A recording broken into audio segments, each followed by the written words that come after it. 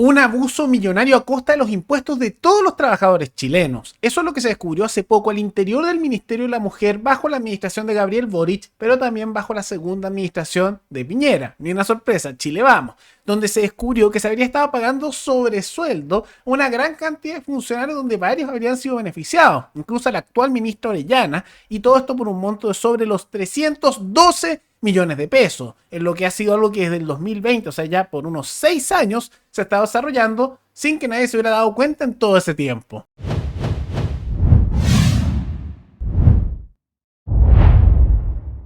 Sí, ¿vieron lo del Ministerio de la Mujer, no? Este funcionario que recién contratado en el Ministerio de la Mujer y la Equidad de Género fue clave para destapar una irregularidad que se arrastraba desde hace años. A pocos días de asumir la revisión de pagos, detectó un error en el cálculo de remuneraciones que derivó en pagos indebidos por cerca de 312 millones de pesos con cargo al Estado. Según reveló La Tercera, el hallazgo obligó a autoridades actuales y pasadas del Ministerio a devolver recursos al fisco. Entre ellas figura la ministra Antonia Orellana y la ex ministra Mónica Salaquet, además de ex subsecretarias y decenas de autoridades regionales. Esto viene desde mucho antes, antes de este gobierno. La situación quedó al descubierto tras el cambio de subsecretaría ocurrido a fines de marzo del año pasado, cuando el presidente Gabriel Boric removió a Luz Vidal y designó en su reemplazo a Claudia Donaire. En ese contexto y como parte de los trámites habituales asociados a la salida de una autoridad, se revisaron las remuneraciones de la ex subsecretaria, quien debía reintegrar un día de sueldo tras dejar el cargo el 30 de marzo del año 2025. Fue durante esa revisión cuando el nuevo funcionario que asumió el área luego de la salida de quien estuvo a cargo de las remuneraciones entre el 2019 y 2024, advirtió una mala aplicación de la ley 21.599, norma que regula el reajuste general de sueldos del sector público, y el error afectó directamente las remuneraciones de las autoridades nacionales del ministerio, incluida la ministra Orellana, entre diciembre del 2023 y marzo del 2025. Según antecedentes del propio Ministerio de la Mujer, la falla se originó tras la reforma constitucional del año 2020, que rebajó y luego congeló los sueldos de las más altas autoridades, del país. Sin embargo, los reajustes posteriores fueron calculados de forma incorrecta, generando pagos superiores a los permitidos por la norma vigente. Ahí está el meollo del asunto. Una vez detectada la irregularidad, la cartera activó las medidas inmediatas. En primer lugar, se cuantificaron los montos a reintegrar y así la ministra Antonia Orellana devolvió poco más de 12 millones de pesos, mientras que la ex subsecretaria Luz Vidal restituyó cerca de 13 millones de pesos, proceso que se concretó en abril del año pasado. Las devoluciones se realizaron por el monto bruto percibido de manera indebida, incluyendo cotizaciones previsionales y de salud. Por ello, el Ministerio deberá gestionar posteriormente la recuperación de esos recursos desde las AFP e ISAPRES. ¿Qué me dice? Un error que un trabajador recién contratado se dio cuenta y que venía hace mucho rato. Desde el año 2020 venía este problema y que afortunadamente pudo ser corregido, pero que no deja de llamar la atención, ¿no? En materia de recursos públicos, cerca de 312 millones de pesos, el perjuicio, pagos indebidos, que ya algunos han sido recuperados, devueltos más bien por las autoridades que de manera involuntaria los percibieron, ¿no? Acá me imagino yo no hubo ninguna intencionalidad, solo un mal cálculo que no deja de ser grave, por supuesto, pero poniendo las cosas en su lugar también, ¿no? Hubo esa restitución por parte de la ministra Orellana y la subsecretaria, y claro, y la ministra, entiendo, claro, también hicieron la restitución de esos fondos que habían sido calculados de manera errónea. Ahí para tener ojo, quién sabe, si a lo mejor pues se puede dar también en otro ministerio, ¿no? Sería importante ahí hacer un chequeo. Ahora, esto ha significado que se le ha obligado a varios funcionarios a devolver plata, aunque claramente no todos la van a devolver. Por ejemplo, se obligó a la ministra Orellana a devolver 12 millones de pesos por sobresueldo que se le estaba pagando. A una subsecretaria tuvo que devolver 13 millones de pesos. También se ordenó a 42 seremis y ex seremis que tienen que entregar dinero. Pero todo esto asociado también a la ex ministra, por supuesto, Mónica Salaquet, que también va a tener que devolver dinero. Ahora, la excusa fue que fue por errores de cálculo cuando hubo intento de cambio constitucional y se congelaron sueldos y hubieron reajustes. Un poco esa es más bien argumento que se está dando de fondo, pero es curioso que se hayan tardado 6 años en darse cuenta de que este tipo de situaciones estaban ocurriendo. No puedo evitar pensar que tal vez son esos tipos de errores que dejaron pasar simplemente por conveniencia y ahora a último minuto se descubrió, ya, bueno, por la vergüenza, todos lo devuelven, ¿no? Es raro porque de la nada si tu sueldo aumenta sospechosamente, de manera curiosa, uno diría, bueno, por algo subió, ¿no? Pero todos con silencio hasta que se hizo las investigaciones periodísticas que llevaron a que esto tuviera que revelarse. Son esas cosas raras que ocurren al interior del Estado chileno.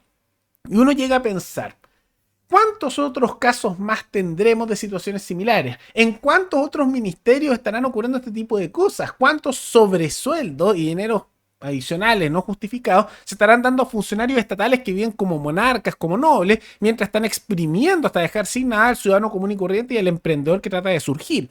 Uno llega a preguntárselo, por eso sería bueno que se haga una investigación con respecto a la totalidad del Estado para ver que no haya sobresueldos, no haya situaciones de abuso, que idealmente debería ser liderada por la Contralora Dorothy Pérez, que día que pasa está descubriendo irregularidades y situaciones turbias al interior del Estado chileno. Ahora, a mí lo que me preocupa es que hay una posibilidad real de que esto no vaya a ocurrir. Estamos viendo ciertas señales bien preocupantes por parte de la administración de José Antonio Kast, con una presencia importante de figuras de Chile Vamos y varios de centroizquierda al interior de su gobierno, y tomando en cuenta que escándalos como estos no comenzaron bajo la administración actual, sí ocurrió por prácticamente 3/4 del gobierno de Boric, pero comenzó bajo la segunda administración de Sebastián Piñera, no me sorprendería que este tipo de situaciones de error o abusivas se repitan. Es cosa de ver el gabinete que está estableciendo Kast, donde ya se han nombrado varios cargos, gran parte de ellos son de Chile Vamos, o son figuras que son independientes pero tienen mucha cercanía con Chile Vamos. Por ejemplo, hace poco como el Ministerio de Cultura se le dio a Evópoli con Undurraga, ya hay en el Ministerio de Bienes Nacionales también Evópoli, Catalina Parot, el Ministerio del Interior va a ser de la UDI, también por supuesto Chile Vamos. Hay varias figuras incluso de izquierda que se están considerando, como Jaime Campos, que es del Partido Radical, asociado a todo esto a la concertación y también al bacheletismo, Ministerio de Agricultura. Jimena Rincón va a ser ministra de Energía de Demócratas, el mismo partido que está impulsando a través del diputado Víctor Pino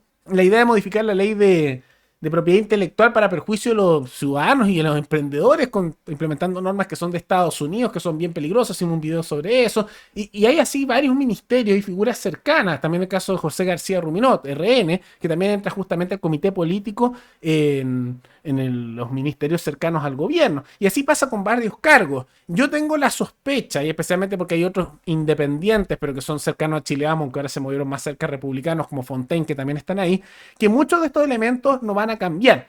Porque ahora hay una cierta idealización por algunos de Piñera y de su gobierno como si hubiera sido la gran maravilla, y que cuando uno dice que Kast va a ser como un Piñera 3, solo es como una maravilla, pero no lo es. No hay que olvidar todas las cosas que hizo Piñera y los legados que dejó. Por un lado, siempre que Piñera llegaba al poder, después le entregaba en bandeja a la izquierda gran parte de lo que es el poder, tanto a nivel político como cultural. Todas sus presidencias fueron eventualmente sucedidas por un gobierno de izquierda. Al mismo tiempo, no hay que tomar en cuenta que, no hay que olvidar que él no hizo cambios sustanciales a las reformas que hizo Bachelet en su momento, que empeoraron la situación de Chile en temas migratorios, laborales, también a nivel económico, en distintas áreas. Lo hizo pésimo y Piñera no cambió eso, lo profundizó. Y no podemos olvidar que fue su administración la que decidió impulsar la creación del Ministerio de Seguridad, que no tiene razón de ser y que ahora nos está hablando por parte de la administración entrante de Kast que hayan eliminar ministerios o incluso fusionarlos. Parece que eso lo dejaron de lado, todo por conseguir más carguitos con un buen sueldo. Y simultáneamente no olvidemos que numerosos impuestos que antes no existían, además de los que se crearon con la izquierda, también Piñera creó. El hecho de que las plataformas digitales, ahora todos los productos de línea tengan un impuesto un 19%, eso fue por Piñera, que lo creó en su segundo gobierno cuando Briones era ministro de Hacienda.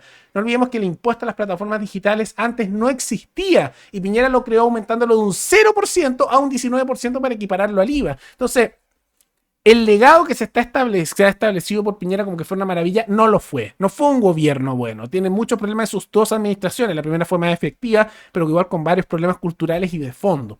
Pero lo que sí estamos viendo es que las señales que se dan es que gran parte de la administración de Kast va a ser de ese sector de Chile Vamos, por lo que podríamos estar observando que muchos de estos cambios que se tienen que hacer o muchos de estos errores puede que se repitan y los cambios necesarios que deben realizarse, impulsados tal vez por alguien como Dorothy Pérez o liderada por ella, puede que no se den, que no se manifiesten, porque si tienes a las mismas personas de poder que vienen con vínculos a lo que es el bacheletismo, como la centroizquierda que gobernó por décadas y estableció gran parte de los problemas actuales, como también vinculado al piñerismo, muchos de ellos, que Piñera fue un administrador que mantuvo todos los problemas que había y muchas veces los profundizó, no vamos a poder esperar que haya cambios significativos que sean positivos para el país. Y por lo tanto, todo este gobierno, que ya se está hablando como que fuera de administración o de emergencia, como le dicen algunos, podría ser más bien una repetición de gobiernos anteriores, una versión un poquitito más a la derecha, lo que siempre fue Chile Vamos, y que eventualmente eso va a traer una situación bien mediocre y peligrosa a largo plazo porque conlleva el regreso a una izquierda más dura el 2030 y simultáneamente el no cambiar gran parte de estos problemas que necesitan reforma. Entonces hay que estar muy atento. Está bien que estas cosas se descubran, pero tomando en cuenta cómo se está conformando el gobierno entrante de José Antonio Kast, no me sorprendería que se empiecen a repetir estos errores en la administración que viene.